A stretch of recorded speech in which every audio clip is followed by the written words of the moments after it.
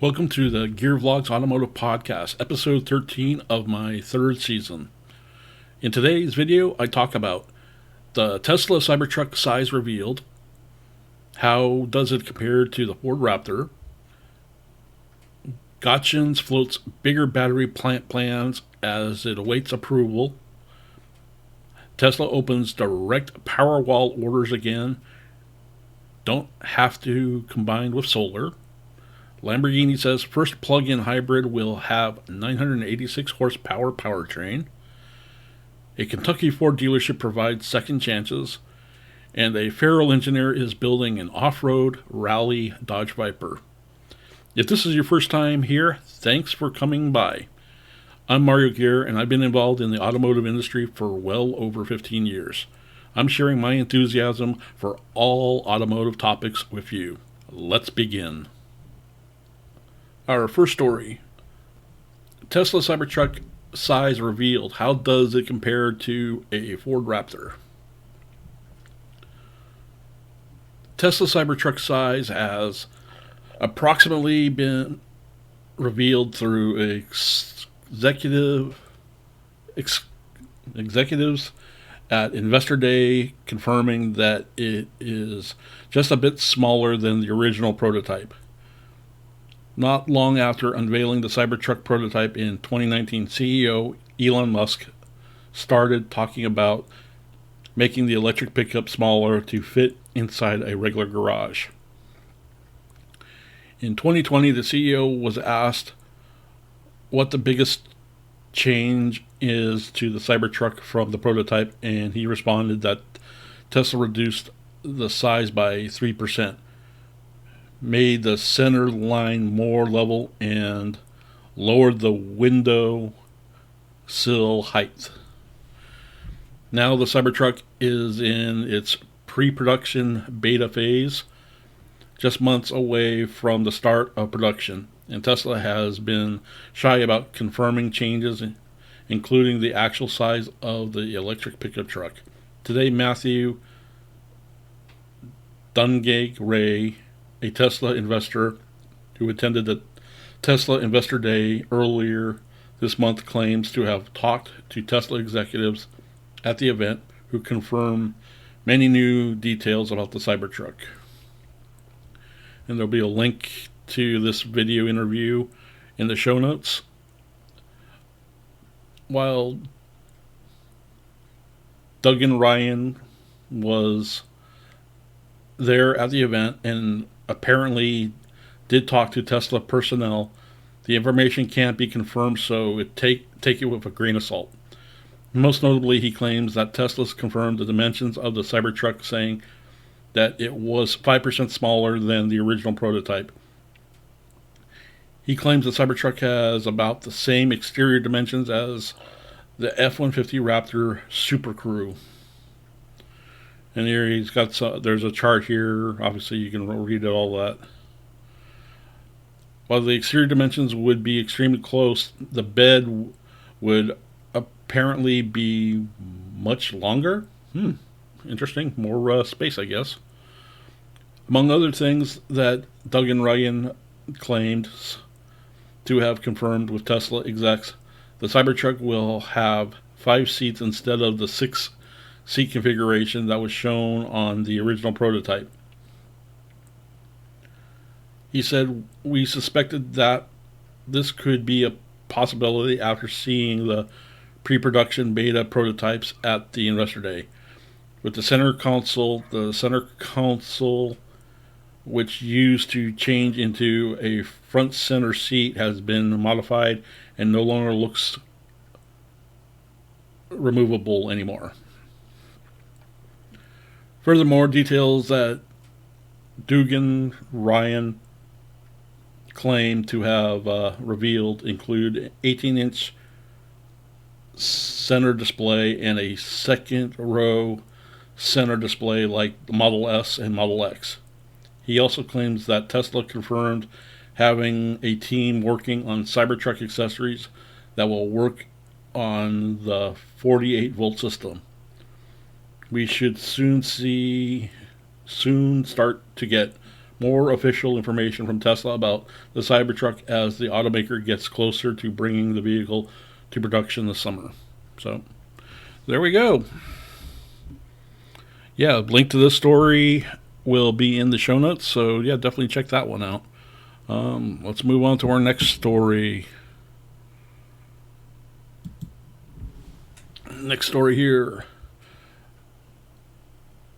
I think you pronounce it Gotion floats bigger battery plan as it awaits approval. The Chinese battery parts manufacturer has presented a revised plan to local officials that would increase its initial footprint by a third, calling for an addition of two 500 square foot plants on the site near Big River, Michigan.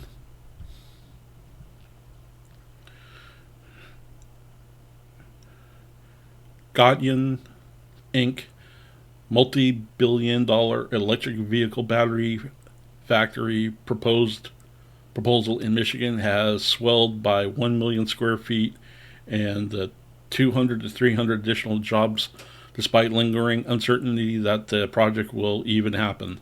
The Chinese battery part manufacturer has presented a revised plan to local officials that would increase an initial footprint by a third, calling for the addition of two 500 square foot plants on the near Big River, Michigan, according to Township Supervisor Jim Chapman.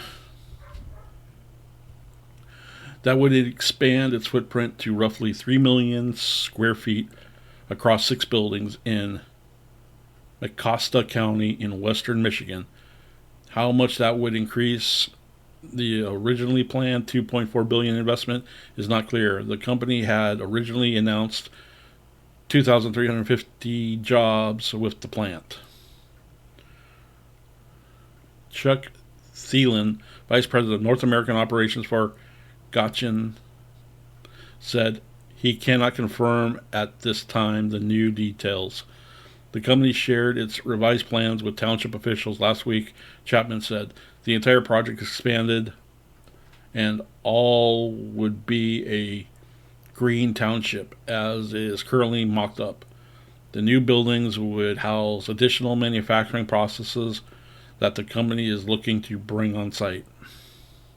Chapman said he welcomed the development, adding that he believes the project is significantly closer to being done deal. 200 to 300 jobs in this community is something we set off fireworks for, he said. If they want to bring more jobs and economic development to my community, come on down. Gotion has still not made any final commitments to the project, which Thielen previously said is contingent on a number of approvals at the state and local levels, as well as signing off on $750 million in state incentives. The project originally saddled 2 townships in Mecosta County, but after Big Rapids Township board members voiced concerns over its ties to China and impact on the water table and environment, the company turned its focus solely onto Green Township. Michigan Democrats moving to repeal the right to work law is also a concern for the company, according to Chapman, who said he heard the concerns rising Friday during a Mecosta County Economic Development Group meeting. The plant, which would be the company's first in the U.S., would make anodes and cathode materials for EV batteries. Most of the products from the factory would be supplied to make Gotion battery packs, according to the company. It has not disclosed its automotive customers.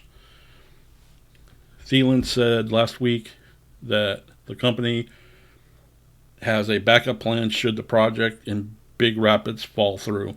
We wish to start quickly It all depends on the state and local governments, he said, but we do not have a final obligation from either side yet. So there we go. Local community concerns, and as well as local and federal governments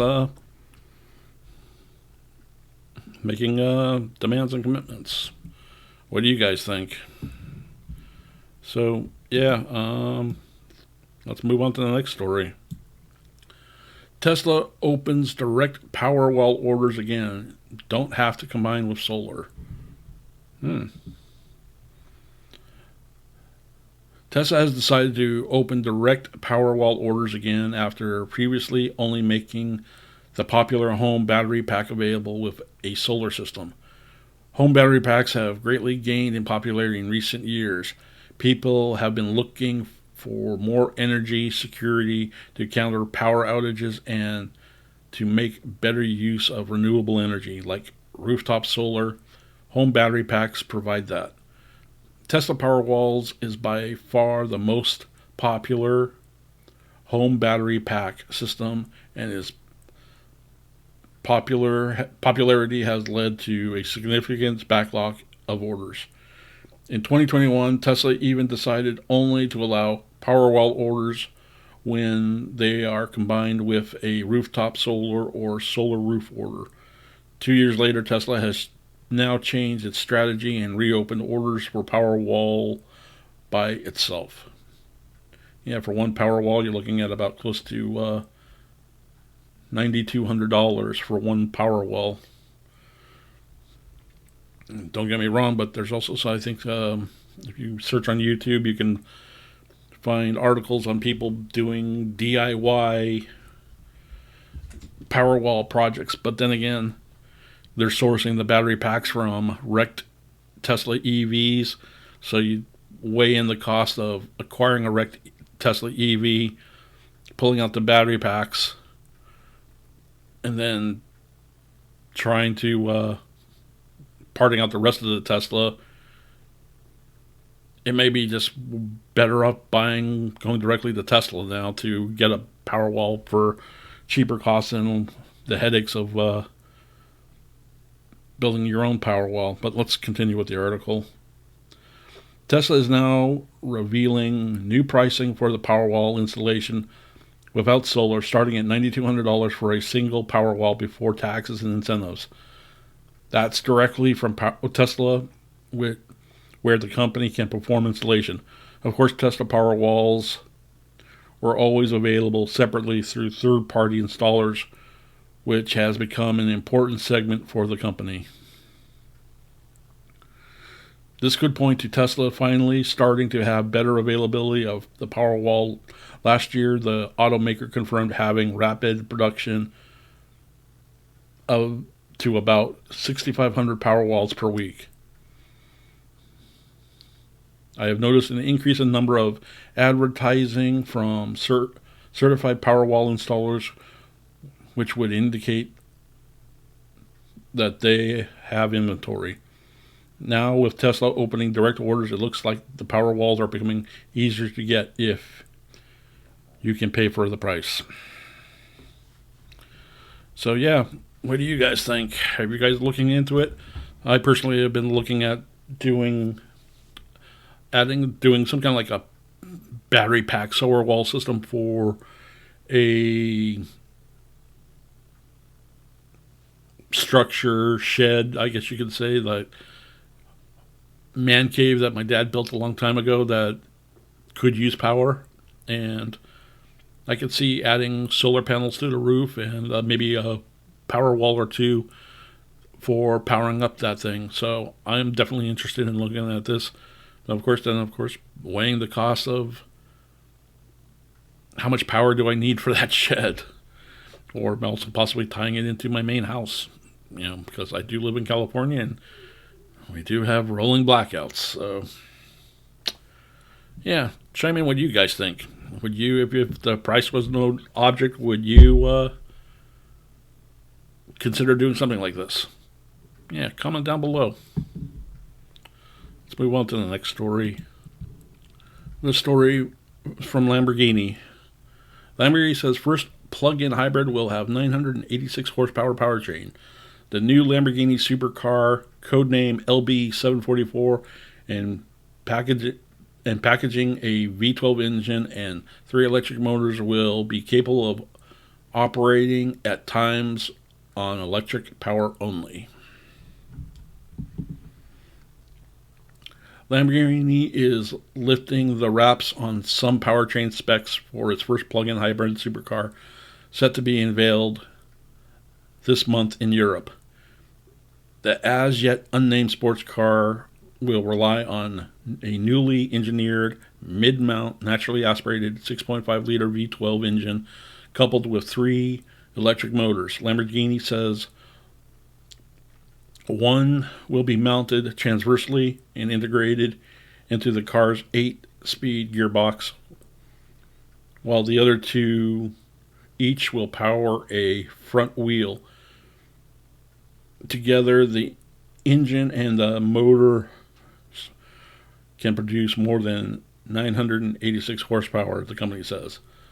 The all-wheel drive supercar, codename LB744, is being developed in part to mark Lamborghini's 60th anniversary, while the brand has previously produced hybridized vehicles. The LB744 will be the first plug-in hybrid and capable of operating at times on electric power only, improving its emission profile. Lamborghini says the engine weight just over 480 pounds, about 37 pounds less than the V12 that powered the Aventador.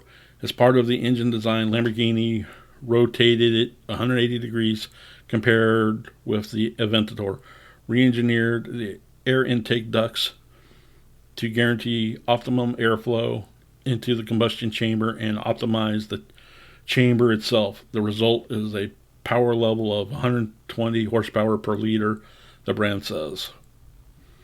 So, there we go. Now, the question I'd like to ask is, fellow automotive YouTuber, the Stradman, I wonder if he got an early word that eventually this was coming down the pipeline and he possibly has this mysterious Lamborghini order that he has. I believe that's what he exclaimed, that possibly this is it. James, reach out to me. Let me give us a little exclusive. We would love to hear it if this is the case. So, yeah, James the Stradman, a fellow automotive YouTuber. Definitely check out his channel. I'll link to his channel in the show notes and whatnot. Let's move on to our next story. Okay, a Kentucky Ford dealership provides second chances. The James Collins Ford dealership in Kentucky has employed more than 50 men from the Beacon House, a transitional living facility, and trained them to become technicians or salespeople. James Collins Ford is more than a source for income for some of its workers. The Louisville, Kentucky store has served as a lighthouse during stormy periods for staffers who have been incarcerated and battled addictions as they work to turn their lives around. It has employed more than 50 men from Beacon House, a Louisville transition living facility founded in 1997. The dealership has worked with Beacon House for nearly a decade to support men during their recoveries and allow them to flourish, with some becoming master service technicians and leading salespeople. It starts them off in a lower level position, such as porters, and gives them a chance to prove their reliability before moving them up the ladder, says their store's managing partner. About 40% of the staff today come from Beacon House. Workers say having colleagues they know from the facility has proven invaluable because they understand each other's struggles. Although some workers relapse and lose their position, the dealership said the majority have remained clean. Very cool. The store managing partners said they needed an opportunity. They needed a type of management that is coaching them, building morale up, and finding the best talent and just following through the whole process to where they have good credit now. They've got brand new trucks. They've got houses. Cool. New lease on life. Owner James Collins said those coming from Beacon House have a chance to earn lucrative work, pointing to senior master service technicians such as Jamie Sorrell, who earns more than $100,000 a year. Sorrell, 49, didn't want to think about where he's been if James Collins Ford hadn't invested in him. There was a point when he thought he spent decades in prison. He was arrested for making methamphetamines and was facing a possibility of 70-year sentence for drug charges. After serving about 6 months, Sorrell was given a chance to wait for his sentencing date at the Beacon House. During this period, Sorrell got a job as a shuttle driver at James Collins Ford. When he got bored between runs, he began asking the service crew if they needed help and chipped in where he could. The dealership saw his interest and wanted him to start Ford technician training process, but Sorrell said he couldn't do it with his case hanging over him. After ultimately receiving a 10-year sentence, he left to serve his time. Dealership management told him they'd have a job for him waiting. 6 months later, Sorrell said his fortunes took an amazing turn. A judge unexpectedly gave him probation, and with it, a new lease on life that many in his position don't get.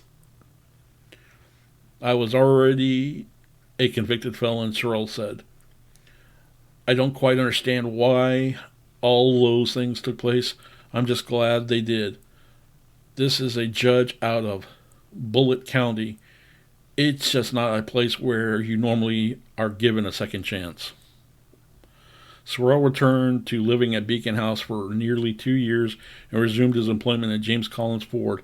He soon started technician training, which the dealership paid for, and kick-started an upward trajectory in his career and life. So, there you go. Love the idea that you're giving somebody a second who's fallen on hard times or had missteps or bad life choices, and giving somebody a second chance in life. And that's one thing about the Ford technician program. I have friends who've gone through that, and they've made good careers out of it. Be it, you're a veteran getting out of the military, to just graduating out of high school and whatnot. So, yeah. Comments down below if you think these type of vocational training programs more should be implemented by other dealerships and whatnot. I personally think, yeah, that's the way to go. So, alrighty, let's move on to the next story.